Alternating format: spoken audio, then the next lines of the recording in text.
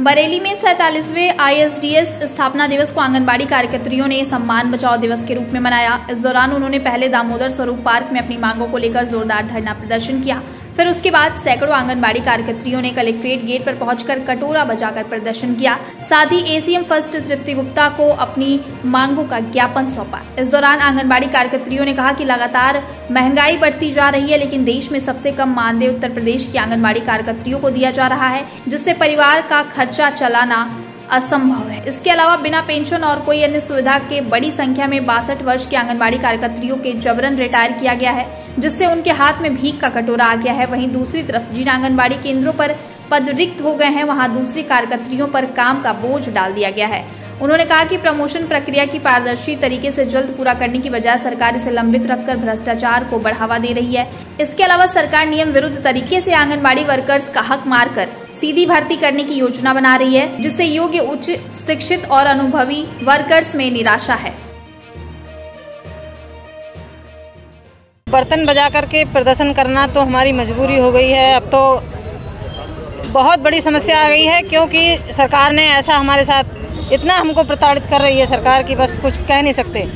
ये जो नौबत आई आज कटोरा बजाने की, ये इसलिए आई है कि कोरोना काल में इतना अच्छा काम आंगनबाड़ियों ने किया और सारे कार्य आंगनबाड़ी कर रही है। BLO हो, जनगणना हो, विधवा सत्यापन हो, पोलियो हो, सेंटर का काम हो, मतलब जितने अन्य विभागों के संचारी रोग अभियान चल रहा है स्वास्थ्य विभाग का, उसमें भी आंगनबाड़ी, हर जगह आंगनबाड़ी, बिना आंगनबाड़ी के कोई कार्य पूरा नहीं हो रहा। आंगनबाड़ी को हर जगह घुसाया जा रहा है, लेकिन उसके लिए बढ़ोतरी के नाम पे कोई पैसा नहीं। 1500 की बढ़ोतरी 3 बार घोषणा कर चुकी सरकार, लेकिन आज तक कुछ भी नहीं, केवल धोखा और छलावा किया जा रहा है।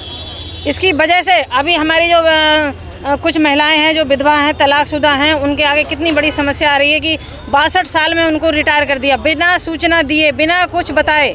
अभी मेरी भूता ब्लॉक में 3 आंगनबाड़ियाँ रिटायर हुई हैं, उनसे जून तक कार्य कराया गया, जबकि उनका रिटायरमेंट मार्च में हो चुका था। जब उन्होंने वेतन के लिए पूछा, पासबुक लेके पहुंची तो कहा नहीं आप तो रिटायर हो चुके। अरे जब रिटायर हो चुके तो क्यों कार्य करा रहे हैं हमसे भाई? और सरकार को बिल्कुल भी लज्जा नहीं आ रही है कि इन आंगनबाड़ियों को इतनी सेवा करने के बाद 62 साल में ये भीख का कटोरा हाथ में पकड़ा के आपने छोड़ दिया ऐसे लावारिस। पूरी सेवा की, पूरा जीवन उन्होंने अपना आप को दे दिया। अब जब बीमारी की बारी आई और अब हमारे बैठ के खाने की बारी आई तो आपने ऐसे छोड़ दिया। अरे कम से कम उनको जीने लायक पेंशन दीजिए, वरना एक मुश्त धनराशि दीजिए, कुछ तो कीजिए। आंगनबाड़ी को सरकारी कर्मचारी का दर्जा दीजिए, क्योंकि सारे सरकारी काम आप करा रहे हैं। पहले आप कहते थे कि आंगनबाड़ी तो स्वैच्छिक कार्य करता है। अगर वो स्वैच्छिक कार्य करता है तो वो काम क्यों करेगी? BLO का काम आंगनबाड़ी कर रही है, चुनाव में ड्यूटी कर रही है। हमने अपने 2 साथियों को खोया है। चुनाव की ड्यूटी के दौरान 2 आंगनबाड़ियों की मृत्यु हुई थी। आप समझिए, उनके बच्चे अनाथ हो गए, एक विधवा थी और एक दोनों हस्बैंड वाइफ दोनों। तो सरकार की तरफ से कोई सुविधा नहीं मिली उसके बाद?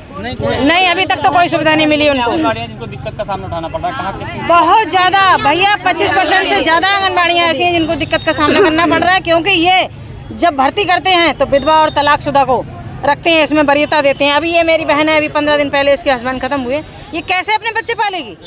3-4 बच्चे हैं इसके पास।